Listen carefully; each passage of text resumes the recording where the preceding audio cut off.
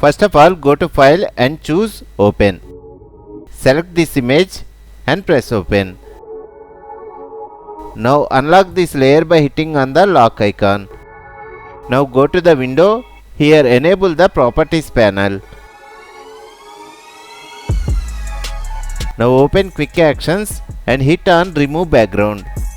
Here Photoshop uses a new artificial intelligence technique to remove the background like this. Perfect.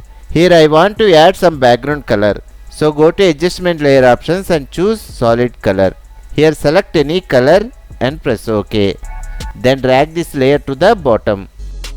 Now double click on this mask layer. Here increase the smoothness to 30. And press OK. Now is the time to see the final result. Continue the same process on other images like this.